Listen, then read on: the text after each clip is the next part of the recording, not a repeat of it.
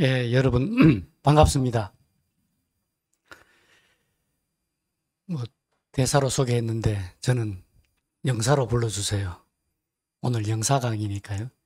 1교시 영사, 여러분들, 국민에게 아카데미에 이렇게 참여하신 것을 환영드리고, 에, 함께 우리 영사에 관해서 이야기하고 토론할 수 있는 시간을 갖게 돼서 제 개인적으로도 아주 기쁘고 영광으로 생각합니다.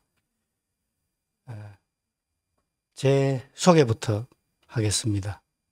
제가 지금은 영남대학교에서 글로벌 인재대학에서 특임 석좌 교수로 강의하고 있고, 원래 언어 전공은 중국어입니다. 그래서 중국말로 대학원생을 대상으로 중국 정치사회 분야를 강의하고 있습니다. 외교부에서 영사 파트 업무를, 영사 분야에서 업무를 가장 많이 한 외교관 출신입니다. 영사는 그럼 누구냐? 공사 밑에는 참사관이에요. 참사관이 있고 1등 서기관, 2등 서기관, 3등 서기관 이렇게 됩니다. 그럼 영사는 영사 업무를 하는 사람에게만 부여하는 타이틀이에요. 그래서 오늘 영사가 어떤 일을 하는지 여러분들 그냥 개념을 좀 같이 익히면 좋겠습니다. 자, 왜 공사냐? 자, 2004년에 김선일 피랍 사건이 일어났습니다. 제가 이 사건을 가져온 것은 그것도 2004년이에요. 공사예요. 04년도에. 대한민국 영사 업무가 국민들과 가장 접점이 많은 업무가 영사 업무입니다. 그죠? 대중국 업무, 대유엔 업무, 또 북핵외교, 통상외교, 문화외교, 많은 업무가 있지만은 국민들이 직접 필요로 하는 업무가 영사 업무인데 국민들이 불만이 많았던 거예요. 그죠? 영사 서비스가 친절하지 않다. 확실하지 않다. 그게 대외적으로 표출된 사건이 김선일 사건입니다. 그래서 물을 컵에 따르면은 마지막 한 방울이 떨어질 때 물이 넘칩니다. 그게 이 사건이었다. 그래서 그걸 계기로 대한민국 외교부는 국민에 대한 영사 업무를 다른 시각에서 바라보고 제도 개선을 하고 서비스 개선을 해나가기 시작합니다. 그래서 제가 이것을 여러분들에게 가져왔습니다. 그리고 마지막 부분에는 여러분들에게 당부드릴 것도 있습니다. 그죠? 그것은 뭐냐? 정부가 아무리 열심히 해도 국민들이 관심이 없으면은 또 똑같은 사고가 일어납니다. 같이 참여하고 관심을 가질 때 그 서비스가 효과를 발휘하고 제도가 제 기능을 하는 겁니다. 그죠? 그래서 여러분들께서는 오늘 준영사 또는 영사가 되었다 이런 기분으로 이 강의를 들어주시면 좋겠습니다. 그래서 그때부터 해외안전여행 홈페이지를 제가 이거는 과장 내정될 때부터 구상을 했던 겁니다. 만들었어요. 여러분들 들어가 보십시오. 그래서 영사.co.kr로 만들어요. 또 보면은 외교부 영사 콜센터도 그때 만들었습니다. 해외에서 무슨 일만 생기면 영사 콜센터로 전화하면 돼요. 24시간 해외에서 무료로 전화할 수 있습니다. 언어가 안 통하면 여러 가지 언어로 통역 서비스까지 제공되고 있어요. 이게 오늘의 대한민국 영사 콜센터입니다. 세계에서 최초로 만든 겁니다. 그 번호가 3210의 영사예요. 재외동포 365일 민원 콜센터가 있어요. 거기도 안내번호가 영사입니다. 콜센터 소장 핸드폰 번호도 그 자리가 영사예요. 그렇게 해서 국민들이 쉽게 이렇게 접근할 수 있도록 만들어 나가고 있습니다. 그렇게 해서 오늘날의 대한민국 영사제도가 생겼고 그것을 제가 이름하여 K컨설이라고 합니다. 자, K컬처, K팝 세계적으로 우리가 인정받고 있습니다. 그죠? 그런데 K컨설은 세계적으로 인정받기 위해서 만든 게 아니에요. 국민들로부터 인정받기 위해서 만든 게 아니고, 그러나 제가 2004년, 2005년에 영사과장 하면서부터 지금까지 after 20 years, 지금이 2024년입니다.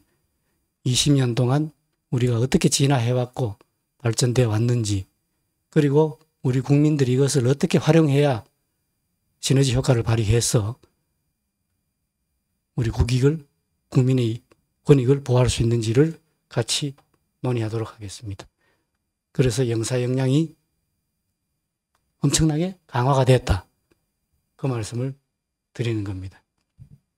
자, 이게 인트로덕션입니다. 도입 부분. 자, 오늘의 이야기는 외교관 제도가 어떻게 생겼고, 또 K컨설, 대한민국 영사는 어떤 역할을 하고 있으며, 또 K디아스포라, 우리 재외동포들, 700만 재외동포들은 해외에서 어떻게 살아가고 있는지, 그것을 1시간에 걸쳐서 소개를 하겠습니다. 그런데 벌써 시간이 꽤나 지났기 때문에 1시간 내로 제 강의를 하고 또 여러분과 30분간 토론하는 시간을 갖도록 하겠습니다. 자, 우선 외교관 제도는, 이 영사라는 게 도대체 왜 영사라고 이야기하느냐. 자, 영사를 보겠습니다. 한글로 이렇게 쓰는 건 다 알아요. 영어로 컨설이라고 그래요. 한자로 이렇게 씁니다. 이 무슨 영자입니까?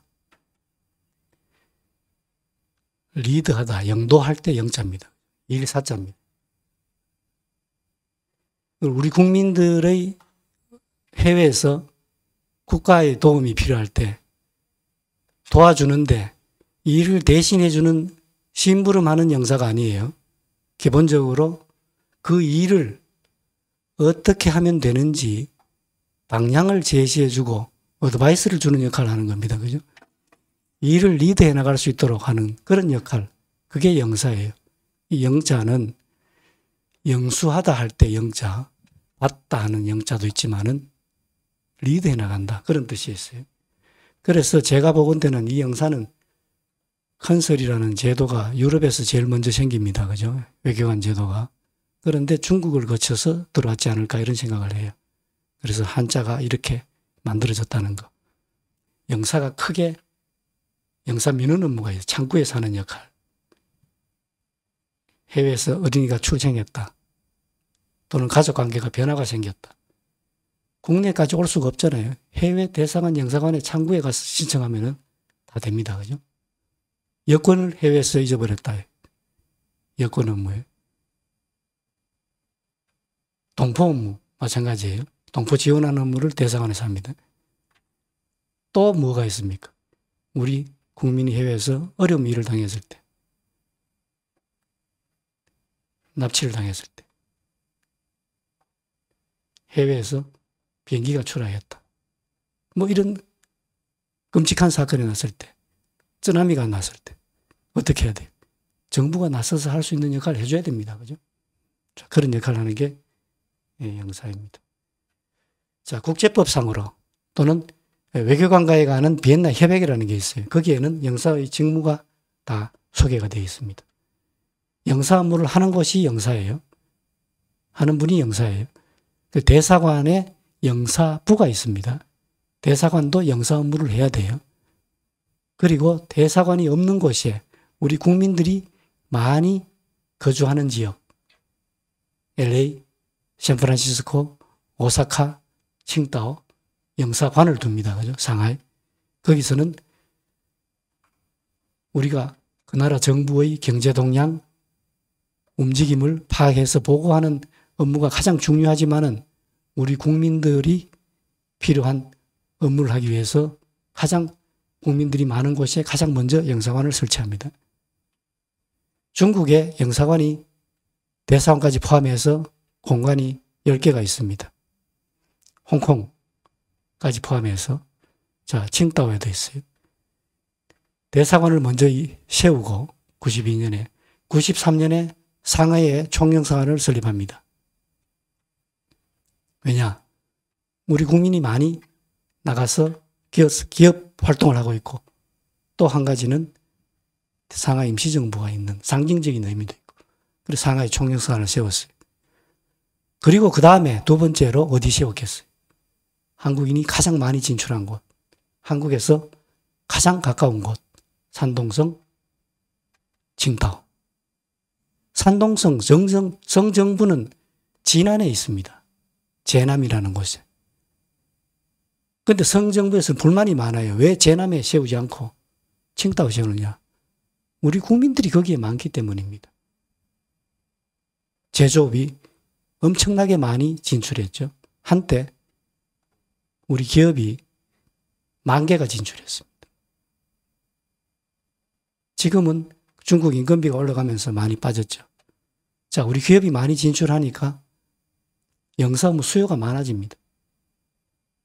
체불 임금이 생겼다. 영사관에 찾아와요, 중국인들이. 예를 들면은 또 중국 정부가 아무런 이유 없이 허가를 자꾸 미루고 안 해줘요. 그럴 때 우리 기업인들은 영사관을 찾아옵니다. 그죠? 그래서 중국 정부에다가 이 기업은 빨리 허가를 해줘서 가동을 해야 여러분들에게 중국 경제에 도움이 될 것이다. 라고 설득할 수 있는 사람은 영사예요. 그죠? 자, 그런 역할들을 합니다. 외교관 제도는 원래 외교관과에 가는 비엔나 협약이라는 게 있습니다. 유럽에서 먼저 형성이 됩니다. 16세기에 유럽 나라들 간에 국가가 많고 상호 이동이 많았습니다. 그죠?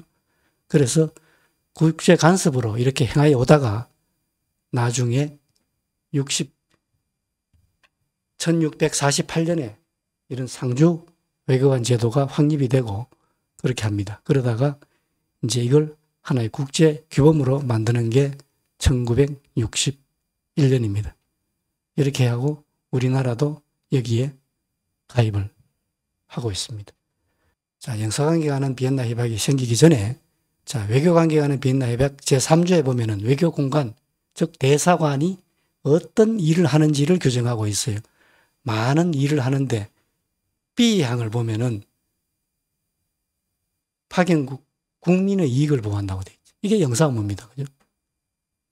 국민이 경제적으로 부당하게 손실을 입거나 신체적으로 위해를 당할 때 영사가 보호를 해야 됩니다. 보호수단은 그 나라 정부에게 요청하는 거예요. 자, 두 번째 보면은 어떠한 규정도 영사업무 수행을 방해하지 않는다. 그만큼 영사업무가 중요하다는 걸 외교관계 협약에도 규정하고 있습니다. 자, 이거는 그냥 참고로 소개하는 거예요. 우리가 외교 아카데미에서 영사업무에 관해서 여러분들이 궁금한 게 많으니까.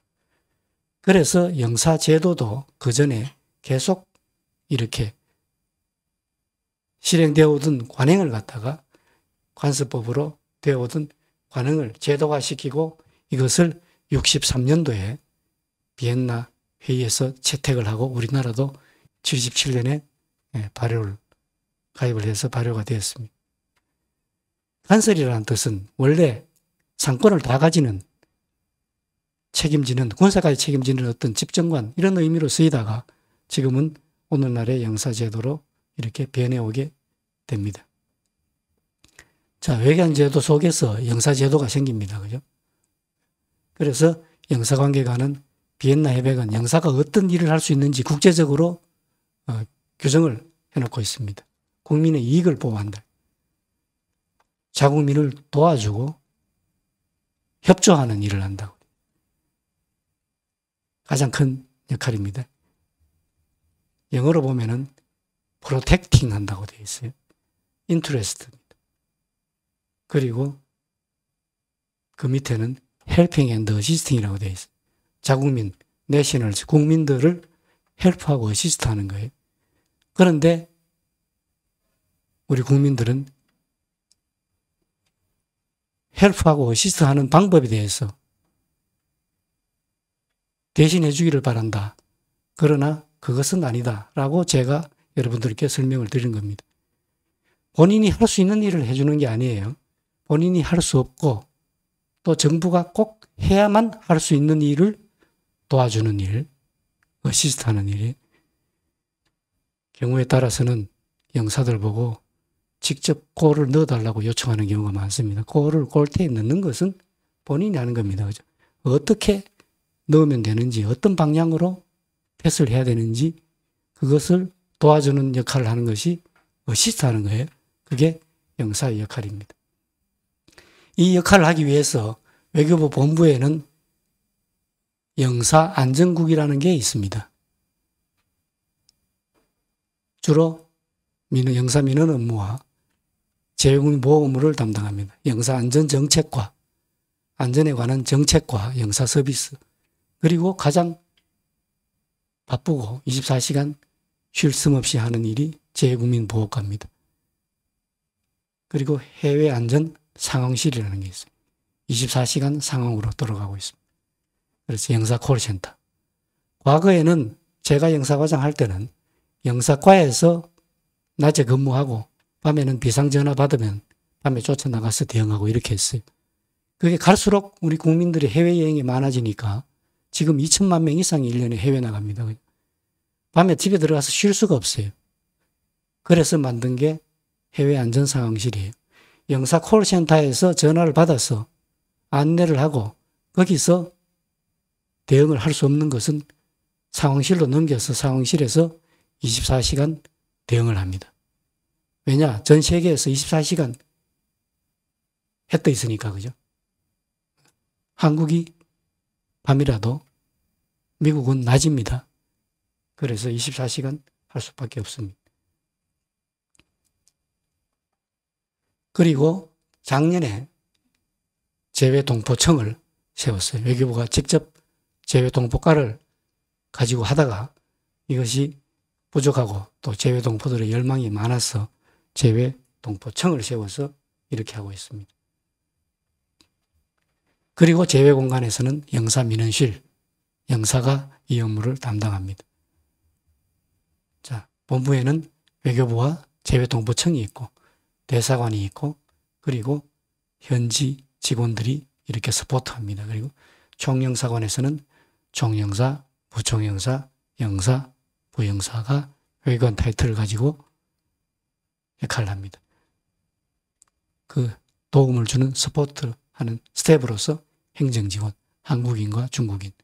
예를 들면은 제가 총영사로 했던 칭다오 총영사관에는 총영사가 있고 부총영사가 있고 영사가 한 15명 있어요. 외교관이. 그 영사는 경제 담당하는 영사도 있고 비자 담당하는 법무부 출입국에서 나온 영사도 있고 경찰에서 파견된 안전영사도 2명이나 있어요. 그리고 외교부에서 파견되어 있고 이렇게 되어 있습니다.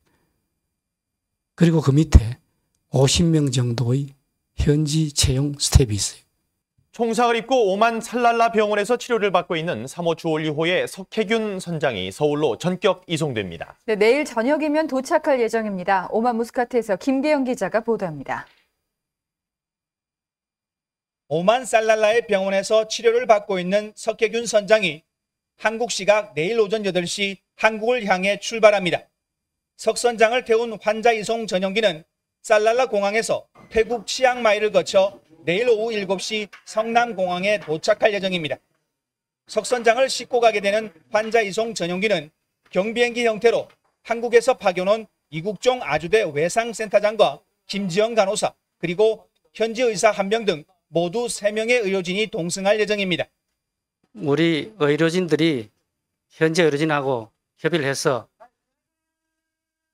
시기적으로 지금 후송하는 게 최적이다 이렇게 판단을 했습니다.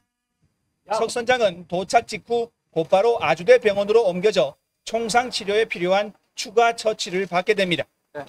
그제 오만에 도착한 석 선장 아내 최진희 씨와 아들 현수 씨는 민항기를 통해 따로 귀국합니다. 석 선장은 지난 20일 UDT 작전팀의 진압 과정에서 소말리아 해적들이 쏜 총에 6발의 관통상을 입어 병원에서 치료를 받아왔습니다. 오만 무스카트에서 KBS 뉴스 김계영입니다.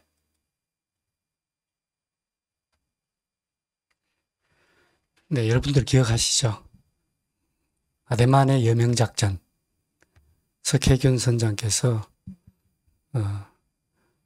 정말 기지를 발휘해가지고 해적들에게 필압된 그런 선박을 해적을 속여서 그죠? 반대 방향으로 소말리아 해안에서 더 먼 곳으로 이렇게 이송하고 이렇게 하면서 시간을 끌고 우리 국내에서는 군사작전을 미리 준비합니다. 주말에 모여서 이제 회의를 하고 하는데 저도 참석했었어요. 영사의 역할은 뭐냐? 군사작전 중에 우리 선원이나 그죠? 군인들이 사상자가 나올 수 있잖아요. 그럼 빨리 치료를 받아야 되잖아요. 근데 군사작전 하면서 그것까지 다 포괄적으로 현지 민간인까지 다 할 수가 없으니까 또 비밀리에 하니까 제가 미리 가야 있는 겁니다. 현지 병원 수비하고. 그래서 석 선장이 헬기로 총을 6발 맞았다고 뉴스 나오죠. 헬기로 이렇게 무스카트가 수도인데 이쪽 살랄라 병원으로 이송이 됐어요. 그래서 저도 바로 비행기 타고 그래 내려가서 병원에서 이렇게 도착했는데 다음날 이국종 교수가 왔어요. 그래서 의논해서 한국에 후송해야 한국이 의료시설이 낮고 의료진이 훌륭하니까. 그래서 한국으로 후송하는데 이 에어 앰뷸런스가 없어요. 한국에는. 그 비행기가 스위스에서 오만까지 왔다가 석 선장님을 싣고 3인밖에 못 탑니다. 그죠? 석 선장하고 간호사 타고 가족들도 못 타요. 그래서 성남 공항으로 오는데 중간에 태국에서 경유해서 급유하고 이렇게 한번 옵니다. 그런데 한 달 만에 깨어납니다. 석혜균 선장님이. 그러면서 가장 기뻤던 사람이 누구였어요? 접니다. 그죠? 영사입니다. 영사. 정말 총을 6발 맞고 기적적으로 살아난 거예요. 이국종 교수께서 지극정성으로 치료를 해서 또 한국에 우송한 것도 잘한 거죠. 당시에 외교부에는 그런 우송한 경험도 없고 그런 예산도 돈도 없어요. 근데 이국종 교수께서 그렇게 말씀을 하십니다. 한국으로 모시고 가야 된다. 그래서 본부에 보고하고 해서 외교부가 그냥 뭐라 그럽니까? 경비 보증. 돈도 없으면서 본부 과장한테 이야기가 보증을 사인하고 깨어났다는 소식을 제가 뉴스로 접하고 가장 기뻤던 사람이 접니다. 자, 영화 집으로 가는 길이에요. 이 영사가 하는 일이에요. 이것도 2004년, 5년 제가 과장할 때 본부에 근무할 때 일어난 일인데 나중에 영화로 제작이 됐어요. 전도연이 출연하면서 영화가 인기가 올라갔어요. 자, 마약 운반 하다가 공항에서 체포가 됩니다. 우리 국민이. 부탁으로 마약을 운반하게 돼요. 제가 영사과 근무하면서 첫 번째로 안내방송을 만들었어요. KBS하고 인터뷰하면서 라디오에 우리 국민들에게 해외 안전여행 안내방송을 시작했습니다. 해외 나갈 때 이런 거 조심하세요. 첫 번째로 제가 안내했던 내용이 해외에서 남의 짐 들어주지 마라. 그 내용이었어요. 그런데 이 남의 부탁받고 돈 받고 짐 들어주다가 체포된 겁니다. 그죠? 속은 거죠. 억울하죠. 그래서 감옥살이를 합니다. 그 과정에서 영사들이 어떻게 영사 서비스를 제공했는지 불만이 많았어요. 또 영사들 이야기 들으면 또 다 할 말은 있습니다. 그죠? 그러니까 국민의 생각과 정부의 생각에 격차가 있는 겁니다. 그런 와중에 이 내용이 영화화돼서 나중에 집으로 가는 길이라는 영화가 나왔습니다.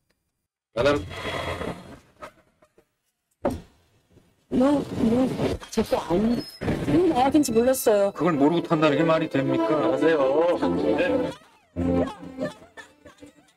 여보! 야, 동쪽이야! 한국하고는 좀 다른데 카리브해 어디 섬이더라고. 저희 집사람이 이제 어떻게 되는 겁니까? 아니, 널 일일이 저희가 어떻게 다 알아요? 애가 엄마도 없이 지금 이제 6개월이 넘었어. 이 드라마가, 이 영화가 방영되고 나서 외교부에 대한 불만이 또 폭파한 겁니다. 벌써 다 지나간 일인데 영화를 보고 국민들이 분노를 느낀 거예요. 이 영사가 연기를 잘했겠죠. 욕먹는 영사, 나쁜 영사로 연기를 한 겁니다. 그죠? 거들먹거리고 뭐, 이렇게 했겠죠.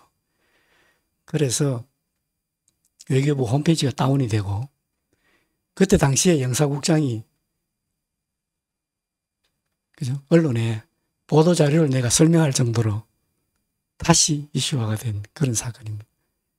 지나갔는데도 꺼진 불이 아니에요. 그죠? 그만큼 영사 업무라는 것은 국민들의 정서와 직결되고 국민들의 이익과 직결되는 겁니다.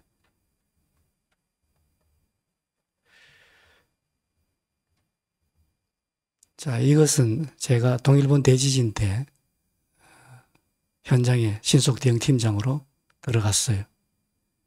2011년입니다.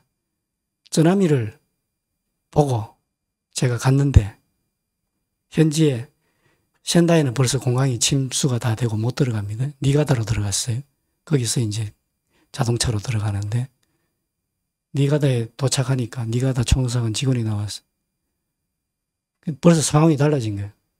제가 출발할 때는 그 쓰나미만 해도 여러분들 영상 보셨죠? 엄청나게 그죠? 건물들이 그냥 무너지고 배가 떠내려가고 집이 다 떠내려가고 아무리 큰 건물도 종이배만큼 가벼워집니다. 그죠? 그 자연의 위대한 힘이에요. 그걸 보고 갔는데 도착하니까 이게 더 커졌어요. 뭡니까? 원전이 폭파한 거예요. 한 80km 떨어져요. 현다에서. 그래서 우리 국민들을 밖으로 안전한 곳으로 소개하기 위해서 저희들은 그 위험한 곳으로 다시 거꾸로 들어갑니다. 그래서 보름 동안 제가 거기서 역할을 한 사건입니다. 우리 헌법에 이런 조항이 있어요. 법률이 정한 헌법에서 재국민을 보호하라고 해놨는데 왜 안 하느냐 하면서 계속 국민들이 욕을 합니다. 그런데 이것은 무조건적인 보호가 아니고 외교적으로 할 수 있는 역할을 하라는 그런 뜻이라고 헌법재판소의 판결이 있습니다. 그 이후에 외교부에서는 영사조력법이라는 걸 만들었어요. 이런 법령을 가지고 있는 나라는 전 세계에서 우리가 제일 먼저 만들었습니다. 독일이 비슷한 제도가 있는데 우리 거하고 또 달라요. 법으로 국가가 이런 방법으로 보호해라 라고 하고 국가가 책무가 있다 하면서 동시에 국민도 주의를 다해야 한다는 국민 책무 조항을 넣었어요. 국민이 소홀히 할 때 영사가 따라다니면서 해도 말릴 수가 없죠. 그죠? 그래서 국민과 영사가 함께 할 때 내가 안전해진다. 그 말씀을 드리고 싶습니다. 예. 자, 이런 도움은 드릴 수 있다, 없다. 이게 외교부 홈페이지 들어가면 다 나와 있어요.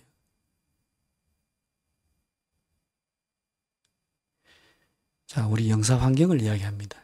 작년에 2200만 명이 해외에 나갔어요. 코로나 팬데믹 때 주춤하다가 한국에 들어오는 사람은 반밖에 안 됩니다. 자, 싱하이밍 대사가 화재 현장에 달려갔습니다. 어제 우리 전지 만드는데, 그죠? 건전지 만드는데 화재가 나서 많은 분이 희생이 됐잖아요.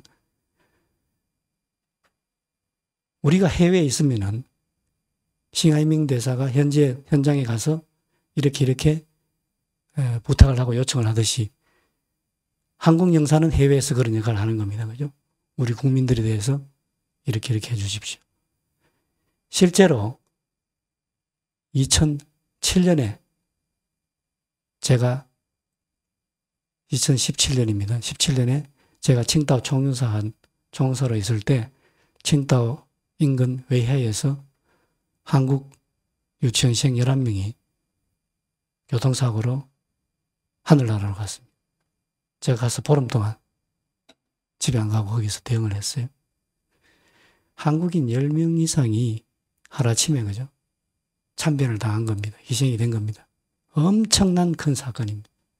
근데 그날 국내에 이제 대한민국 대통령 투표일이라서 긴급 속보로만 전해지고 했는데 제가 현장 가서 그 대응을 다 했어요. 그런 역할을 하는 게 영사 역할입니다. 문제는 뭐냐?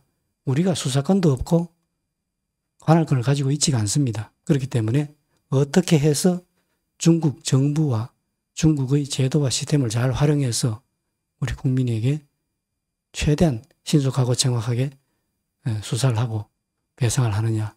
거기에서 우리가 역할을 하는 겁니다. 그래서 좀 전에도 말씀드렸다시피 2004년을 계기로 해서 많이 발전을 했고 20년간 법령까지 시행이 되고 했습니다.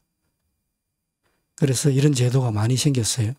홈페이지도 생기고 안전 시스템, 홈페이지, 경보제도. 여러분들 영사영사 홈페이지 들어가면은 어느 나라 들어가면은 위험하다. 다 단계별로 다 되어 있어요. 특히 위험한 지역은 여행 금지. 거주이전의 자유, 금지할 수 있느냐 하는 법적인 문제가 있긴 하지만은 강력한 권고입니다. 그죠? 금지시키고 그 수단으로서 여행을 사용 못하게 하는 거예요. 그 나라 들어갈 때. 여권을. 자, 안전정보. 방송으로 해외 안전정보를 계속 국민들에게 안내하고 있습니다. 코로나19 엔데믹 이후 일상 회복 속도가 빨라지면서 해외여행 수요도 크게 늘고 있습니다. 갑자기 늘어난 관광객 때문에 유럽 일부 국가에선 심각한 부작용도 발생하고 있다고요? 네, 이탈리아와 크로아티아 등 유럽을 대표하는 관광국가들이 넘쳐나는 관광객 때문에 어려움을 겪고 있습니다. 수용 가능한 범위를 넘어선 관광객들로 인해 주민들의 삶이 침범당하는 이른바 오버투어리즘에 시달리고 있는 건데요. 갑자기 많은 관광객이 몰리며 교통체증과 쓰레기가 크게 늘고 도심 건물 임대료 상승으로 원주민이 외곽으로 쫓겨나는 사례도 벌어지고 있습니다. 이탈리아 베네치아의 경우 많은 관광객과 기후변화로 인해 위험에 처한 세계문화유산 목록에 올려야 한다고 유네스코가 권고하기도 했습니다. 네, 관광객이 갑자기 몰리면서 곳곳에서 여러 문제가 발생하는 모습인데요. 저걸 시작한 게 2004년이에요. 그때는 영상 없이 그냥 라디오로 이렇게 안내를 했던 기억이 납니다.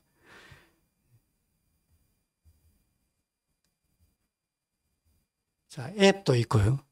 앱을 깔아서 위험한 지역이다 싶으면은 거기에 가입해서 동행으로 해서 하면은 본인이 활동이 이제 계속 추적이 될 수 있도록 그렇게 하는 프로그램도 있고요. 안전지킴센터, 콜센터, 신속대응팀.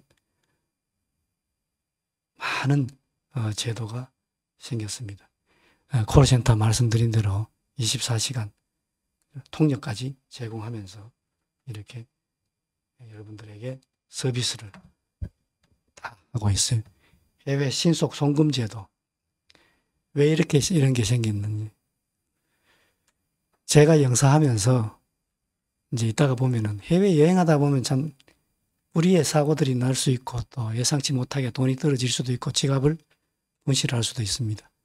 국내에 외교부 계좌에 입금하면은 입금 확인하고 그에 상당하는 현지화를 주는 겁니다. 그죠? 그게 신속 송금 제도입니다.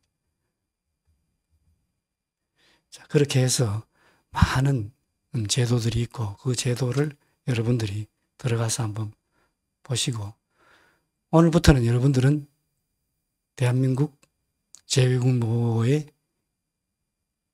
서포터스다 이런 생각을 하시고 주변에서 친척이나 친구가 물어보면은 홈페이지 들어가 콜센터 들어가 내가 조금 이따 전화해 줄게 하고 콜센터 확인해서 알려주고 이런 역할을 해주면 됩니다. 그런 분이 많을수록 우리 국민들은 안전해집니다. 외교부 직원이 몇 명 안 돼요. 영사무 담당하는 영사가 웬만한 공간에는 한 명밖에 없어요. 우리 국민들이 이런 시스템을 인지하고 같이 활동을 할 때 우리 수준이 올라가고 그것이 하나의 K컬처로 이렇게 성장해 나갈 수 있다. 이런 말씀을 드리겠습니다. 자, 남은 시간 동안은 K디아스포라 우리 재외 동포에 대해서 이야기를 하도록 하겠습니다. 미나리 우리 동포 이야기죠, 그죠? 미나리는 아무 데서나 잘 자란다. 대한민국 국민들의 근성을 상징적으로 보여주는 겁니다. 윤여정 씨가 이 연기에서 유명해졌죠. 그래서 우리 동포, 미국 이민간, 미국 거주하는 우리 동포들 이야기입니다. 파친코도 마찬가지예요. 우리 동포 이야기예요. 파친코는 이제 2022년에 우리 일본 강점기에 우리 조선인들이, 즉 우리 한국인들이 일본에서 얼마나 고생하면서 생활했는지를 보여주는 소설이었습니다. 그죠? 이민진 씨라고 있어요.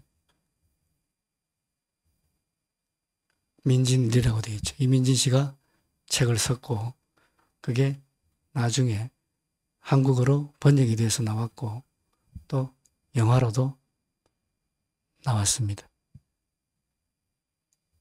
일본에는 파친코라는 사업이 있습니다. 한국에는 없지만은 제일 동포들이 한 7, 80%를 하고 있어요.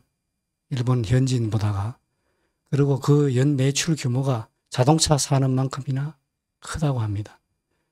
그런데 이 파친코 사업을 제일 동포들이 차별적인 시선 속에서 하고 있는 겁니다. 그죠? 일본 사람들이 많이 하지 않고 한국인이 많이 한다는 그런 직업 중에 하나입니다. 우리 선자 씨가 김치 장사하면서 이렇게 일본 가서 고생하고 이런 스토리인데 제일동포, 재미동포 다 초창기에는 다 고생하고 그죠? 또 역사적 배경이 다릅니다. 그죠? 또 만주로 가서 러시아로 뭐 이렇게 간 우리 외국인으로서 재외동포 외국 국적을 가지고 있지만은 한국 핏줄이 많습니다. 다 포괄하는 개념으로 K디아스포라 우리 재외동포라 그런 동포라는 개념은 국적하고 상관없이 우리 핏줄이 있으면 동포입니다. 그 지명에 보면은 이카이노라는 게 나와요. 오사카의 배경이에요. 오사카가. 제가 오사카에서 총사원에 근무하면서 3년 동안 부총영사로 이렇게 근무한 적이 있습니다. 제일동포가 가장 많은 지역이고 한국인 거리가 있습니다. 예. 쫙 가면 한국 상품들 이렇게 5만 명 이상. 그게 노동자로서 일하고 노동자가 많아지면은 국밥이 팔리잖아요. 국밥 장사도 생기고 5만 명 이상이 되면은 또 장례 문화까지 생긴다 그래요. 그 정도로 이렇게 하면서 한국인들이 정착해 나가던 그래서 많을 때는 20만, 30만이 오사카에 거주하고 그래서 오사카 총영사관의 역할이 큰 겁니다. 우리 동포가 많이 살기 때문에. 그래서 우리나라가 못 살 때 정말 정부 수립 후에 우리가 돈이 있습니까? 정부가 일본에 있는 모든 총영사관은 대사관 포함해서 제일동포가 땅을 사서 건물을 지어서 기증한 겁니다. 하나도 예외가 없습니다. 대사관에 수천 평 땅 제일동포가 기증한 거예요. 오사카의 가장 중심가에 미도스지라 그래요. 거기에 태극기를 꼽는 것이 우리 제일동포의 염원이었어요. 그리고 150평 땅을 샀어요. 거기에 영사관을 돈을 모금해가 영사관을 짓습니다. 그리고 일본에 또 우익이라 할까 이런 쪽에서 막 방해하고 해서 태권도 사범들이 몽둥이 들고 밤을 지키면서 영사관을 지었다는 거 아니에요. 그분들이 제가 가니까 벌써 80대, 90대 할아버지들이에요. 많다면 그 이야기 합니다. 국적에 상관없습니다. 자, 이분 누구예요? 인도 국적 아니에요. 그죠? 인도 입장에서 보면은 인도 아이디아스포라겠지. 영국 총리가 되어 있습니다. 그죠? 미국 부통령이죠.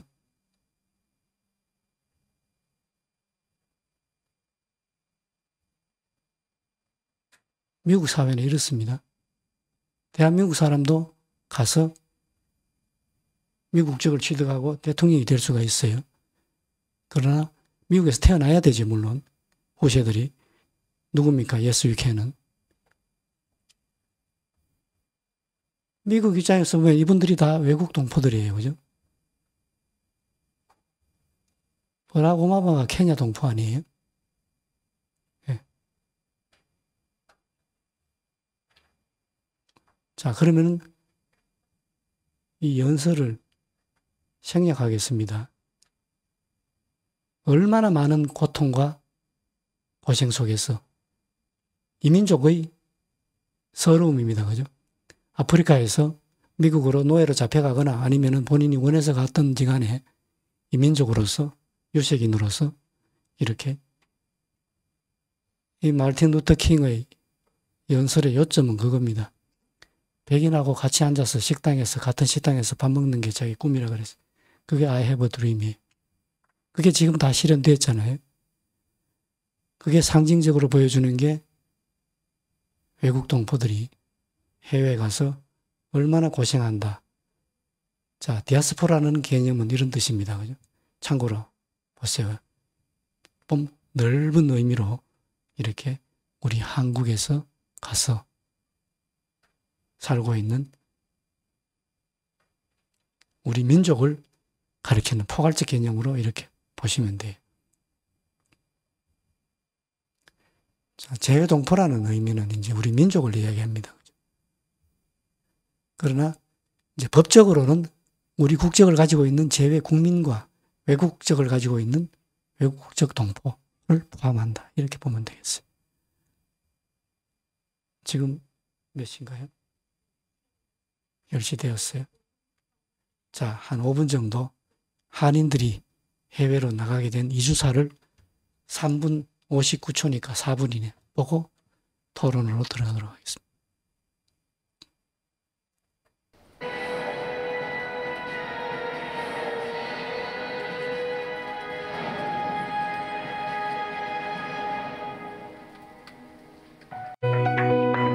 여러분 안녕하세요. 뮤지컬 배우 홍지민입니다. 우리 민족의 역사가 저기 지구 반대편에서도 진행 중인 거 여러분들 혹시 아셨나요? 낯선 땅에서 새로운 삶을 꾸려나가는 재외동포의 이야기인데요. 그 수가 무려 750만 명에 이른다고 합니다. 그렇다면 우리나라 국민이 떠난 첫 번째 이민은 언제, 왜, 어디였을까요? 이때 이야기를 아주 생생하게 들려줄 분과 함께 하려고 합니다. 자, 한국 역사 길잡이 최태성 선생님 모셔보도록 하겠습니다. 네, 안녕하세요. 네, 반갑습니다. 목소리가 어떻게 좋아요? 아우, 별 말씀을 과찬이십니다. 그냥 미소가 지어지십니다. 저희 선생님과 함께 네. 역사 이야기 좀 들어보려고 하는데요. 첫 번째로요, 선생님, 이 사진은 도대체 어떤 배를 찍은 건가요? 이 사진은 굉장히 상징적인 어떤 그런 사진이에요. 우리나라에서 공식으로 네. 외국으로 이민 가는 그 이주민들을 태운 배입니다. 이게 네. 갤리코라고 해가지고 1902년 하와이 호놀룰루를 향하는 그런 배입니다. 이곳으로 이제 노동을 하러 대부분 많은 이민자들이 이제 떠나게 된 것이죠. 그래요. 자, 그러면 이제 본격적으로 네. 우리가 한인 이주 역사에 대해서 좀 알아보려고 하는데요. 이게 시기별로 좀 특징이 있다고 들었습니다. 네. 강의를 좀 부탁드리도록 하겠습니다. 핵심만 콕콕 집어드리도록 하겠습니다. 네.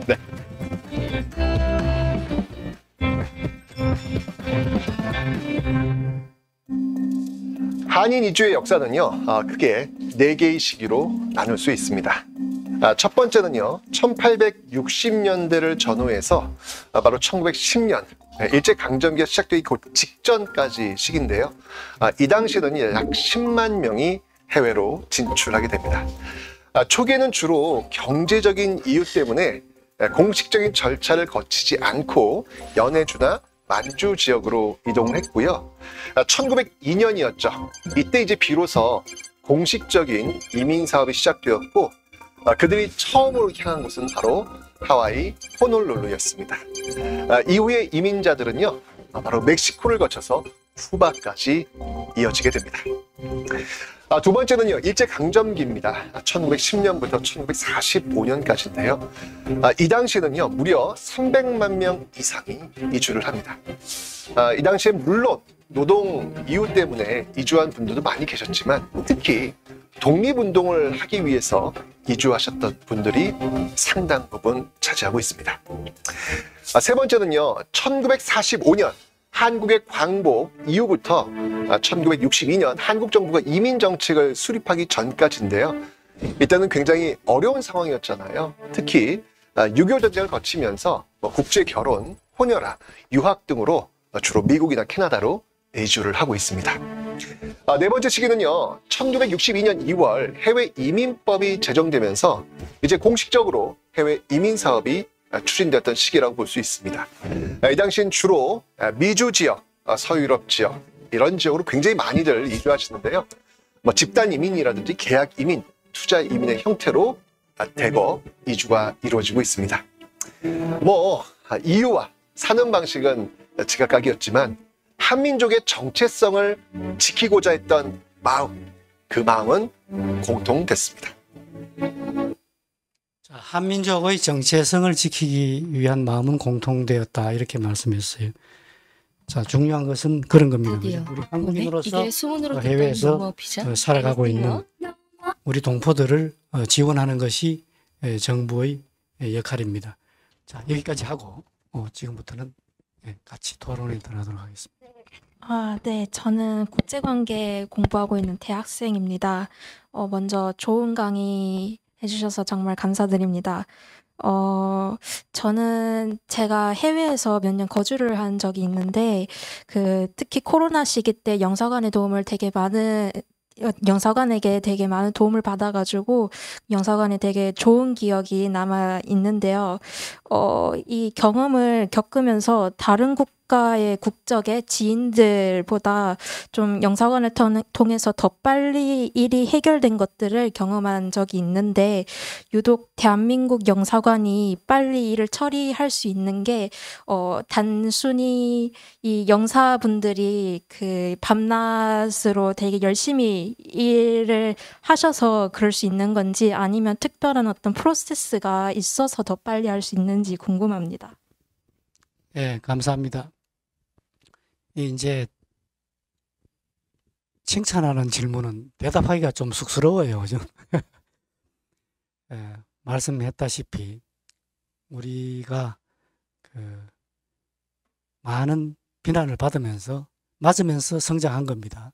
2004년 이후에 대한민국의 영사 서비스와 영사 제도, 재국민 보호 제도 시스템이 어느 나라에 가도 뒤지지 않을 만큼, 제 개인적으로는 제가 이렇게 공부하면서 스터디해 보면은 우리나라만큼 빨리 잘 되어 있는 시스템을 가지고 있는 나라가 없어요. 그건 이제 두 가지입니다. 그죠?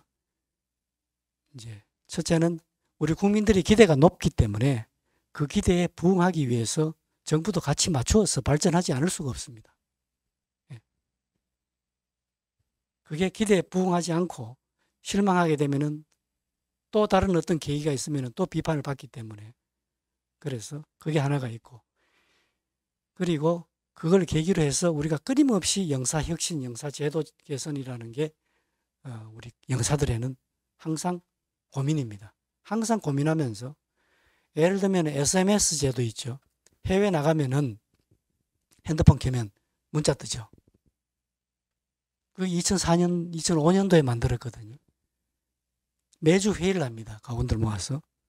좋은 아이디어 있으면 가져오라고. 근데 어느 날 유창호라는 직원이, 과장님 이거 한번 해보면 어때요? 처음 듣는 이야기. 근데 그때는 그런 시스템 제도가 없었어요. 근데 돈이 든단 말이에요.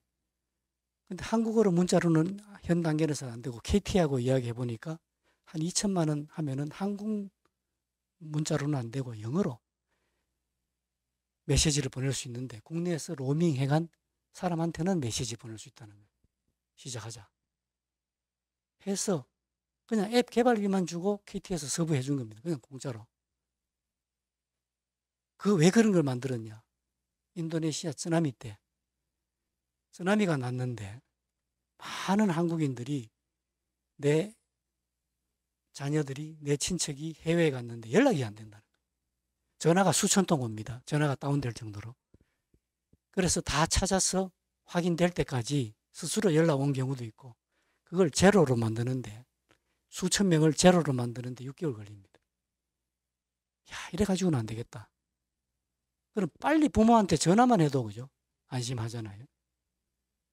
그래서 인도네시아 지역에 핸드폰 가지고 로밍하는 사람한테 영어로 지진 났으니까 콜백 홈, 집으로 전화해라. 이 문자를 보낼 수 있다는 겁니다.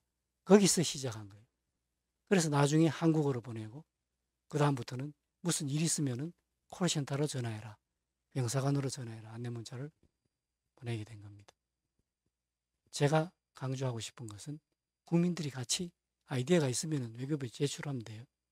그러면은 이게 합리적이다, 효과적이다 하면은 채용합니다. 그리고 같이 이 역할을 해줘야지 된다. 이렇게 말씀드리겠습니다. 좋은 질문이에요. 네, 잠깐 내려주실 다음 질문 받겠습니다. 네, 손 들어주세요. 첫 번째 질문, 두 번째 질문, 세 번째 질문으로 마무리하겠습니다. 안녕하세요. 저도 대학교에서 국제관계학을 공부하고 있는 학생입니다.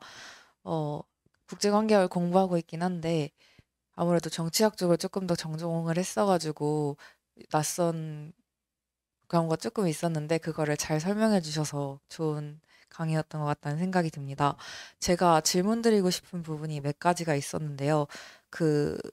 아무래도 법률적으로 규정하고 있는 부분은 법률, 문화, 교육, 기타 제반 영역에서의 도움이라고 규정을 하고 있는데 아무래도 법률이라는 게 하위 입법에서 규정을 하도록 좀 위임하는 경향이 있다 보니까 영사 업무에 대해서 국민들이 조금 더 요구하는 사항에 대해서 좀 정확하게 기준을 알기가 어렵다는 생각이 들어서요. 어떤 것을 보면 이거는 편의 수준의 영사 업무가 아닌가 싶다는 생각도 들고 어떤 거는 이건 정말 필요하겠다라는 생각도 드는데 혹시 이거에 대한 기준이 있는지가 첫 번째로 궁금한 점이었고요. 두 번째로는 아까 보여주신 지도에서 여행 금지 국가가 있었는데 혹시 우리나라의 국민이 약간 경유를 통해서 그 여행 금지 국가에 입국을 했다고 했을 때도 영사관에서 같은 도움을 주는 제도가 있는지 어떤지 궁금증이 들어서 질문하게 됐습니다. 네, 감사합니다. 좋은 질문이에요. 참 애매하죠. 정부는 이런 도움을 드릴 수 있습니다. 이런 도움을 드릴 수 없습니다. 미국 국무성 홈페이지 들어가도 스텝이라는 게 있어요. 이렇게 단계적으로 국민들에게 도움을 줄 수 있는 분야가 있고 없는 분야가 있고 정부가 할 수 있는 부분이 있고 없는 부분이 있고 이것은 우리 홈페이지 들어가면은 많이 되어 있습니다. 예를 들어서 방을 얻었는데 월 500불씩 얻었고 보증금을 5,000불 줬는데 보증금 안 내준다고 찾아오는 사람이 있어요. 그거는 정부가 하는 역할은 아니죠. 그죠? 근데 예를 들어서 형사적으로 내가 이렇게 도움을 줘야 된다든지 아니면 물리적으로 내 신체에 위해를 당했다든지 이런 경우에는 영사가 직접 도움을 주는 게 아니고 그 나라 행정기관이나 경찰에 연락해서 공정하게 외국인이라고 해서 무시당하지 않고 차별받지 않도록 이렇게 도움을 주는 그게 영사의 역할입니다. 그죠? 그래서 국내에서 정부의 도움을 받을 수 있는 업무를 해외에서 받겠다 그러면 안 돼요. 중국 내에서 형평성의 원칙이라 그럽니다. 국내에서는 내 스스로 할 수 있는데 해외만 가면은 영사관 도움을 받고 싶어진단 말이에요. 그러니까 국내에서 제공하는 서비스의 범위를 초과하지 않는다는 게 재외국민 보호법에 나가 있고 영사 서비스도 마찬가지입니다. 그러나 실제로는 국내에서보다 훨씬 더 많이 제공을 하고 있는 건 현실입니다. 또 영사 마인드도 그렇고 그래서 언어적으로 불편할 때 통역을 직접 제공할 수 없지만은 또 간단하게 그죠? 도움을 드린다든지 또 콜센터가 왜 통역까지 해놓고 있겠습니까? 콜센터가 직접 바꾸라 그래가지고 이렇게 국민 편의를 위해서 이렇게 개인을 위해서 개별적으로 이렇게 차별적으로 서비스는 못하더라도 다중을 상대로 하는 그런 서비스는 많이 하고 있다고 말씀드릴 수가 있습니다. 결국은 내가 할 수 있는 걸 정부가 해주게 만든다는 것은 정부가 부담을 가지게 되는 거고 그 부담은 다시 국민 세금으로 돌아오는 이렇게 순환이 되기 때문에 크게 보면은 정부가 안 해도 되는 부분을 해줘야 된다. 그런 서비스를 확대해 나간다. 이런 부분은 어떻게 보면 국민 동의가 필요한 부분이다. 이렇게 말씀드릴 수가 있습니다. 예.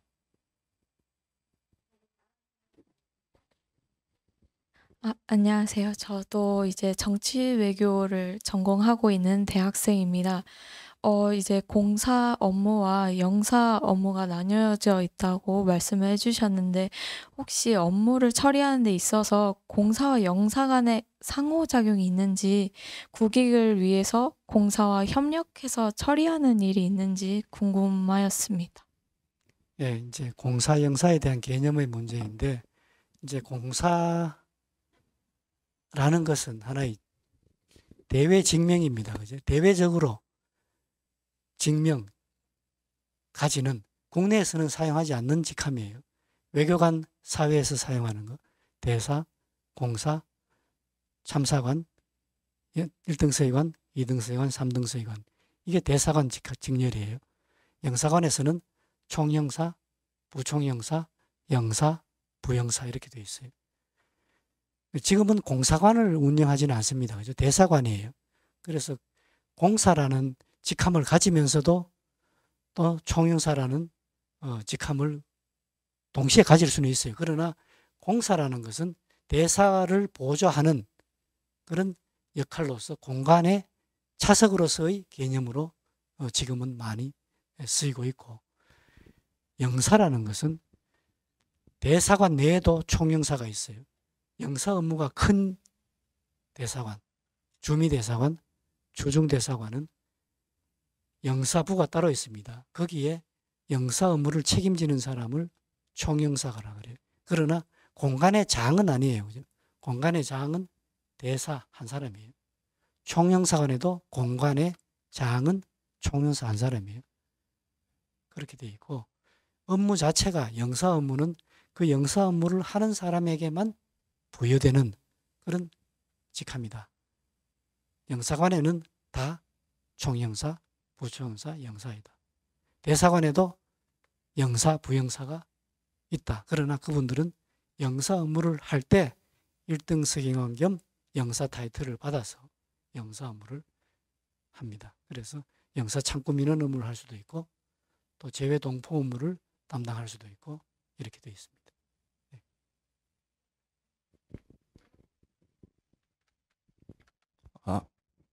네.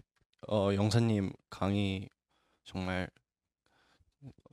감사하게 잘 들었습니다. 저도 개인적으로 다른 영사님과 해외에서 식사한 경험도 있고 카톡으로도 항상 위험한 일이 있을 때 알림을 주셔가지고 특히나 더 인상 깊게 봤던 것 같습니다.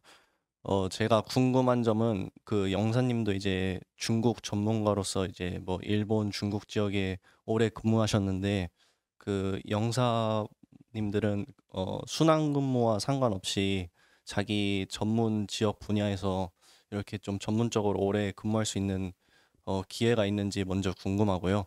또 중국, 일본 같이 우리나라 공간이 많은 곳에서는 그 다른 도시에 있는 영사분들과 뭐 만나거나 교류할 수 있는 기회가 좀 많은지 궁금합니다. 네, 좋은 질문입니다. 자, 영사 업무, 저 외교관들의 순환 근무입니다.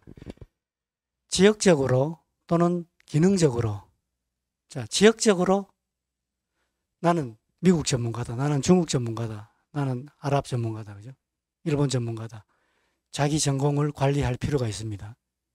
언어로 주로 이제 시작을 하죠. 영어는 다 기본적으로 해야 되지만은 중국을 근무하는데 중국어를 잘하면은 매우 업무에 유리합니다, 그죠? 그래서 중국어 연수시키고 일본어 연수시킵니다, 그죠? 시험 합격하면은 모든 직원들에게 해외 연수 기회가 주어집니다. 정부에서 유학을 보내줍니다. 자, 기본적으로 자기 전공 언어 또는 자기 전공 지역이 있는 것이 좋습니다. 그리고 기능적으로 예를 들어서 환경 업무다, 국제기구 업무다, 통상이다, 영사다, 이렇게 기능적으로 자기 전공을 가지는 게 좋습니다. 그죠? 본인의 취향이에요. 그죠? 그걸 가지면은 내가 본부나 또는 근무할 때 내가 이 분야의 전공 분야니까 내가 이 분야를 하고 싶다라고 어필을 할 수가 있고, 또 내가 중국어를 하니까 중국 하고 싶다라고 어필하면은 어느 등급을 제출하라 그래요. 경쟁이 시킨다. 제가 동경에 근무하러 갈 때 이제 영사과정을 하고 동경을 대사관의 근무를 발령을 받았어요. 발령 받기 전에 과장 마치고 동경 가고 싶다고 희망한 사람이 3사람, 4사람 됩니다. 그런데 인사 파트에서는 누구는 보내주고 누구는 안 보내줍니까? 객관적인 근거를 찾아야 되고 또 그간의 기여도 이런 걸 가지고 인사위원회를 하는 거 아니에요. 인사위원회를 해서 결정을 합니다. 그죠? 어떤 개인이 결정을 하는 게 아니고 간부들이 회의를 해서 결정을 해요. 그러면은 자, 이 과장이 일본어를 하느냐? 제가 입부해서 일본어 등급을 받아놓은 게 있어요. 아, 일본어 한다. 그리고 영사과장 하면서 죽을 고생을 했다. 뭐 이렇게 이야기하는 거예요. 그죠? 그러면은 가는 겁니다. 그죠? 이렇게 내부적으로 그냥 누가 어디 보내 장관 마음대로 하는 게 아니에요. 이렇게 굉장히 공정한 인사 시스템에서 하기 때문에 자기 전공, 그렇게 스페인어 전공하면은 또 남미권으로 많이 가고, 그래서 자기 전공이 꼭 필요합니다. 안녕하세요. 저 인천공항공사에 재직 중인 직장인인데 외교부 베테랑 분들의 노하우를 듣고 좀 인사이트를 얻어가고 싶어서 강의를 듣게 되었습니다.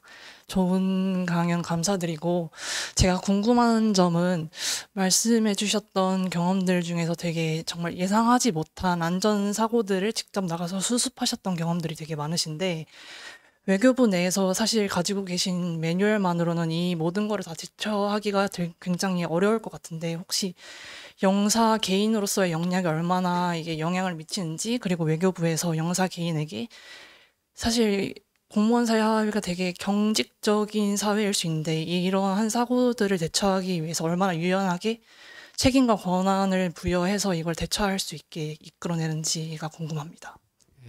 참 좋은 질문이고 영원한 과제이기도 합니다.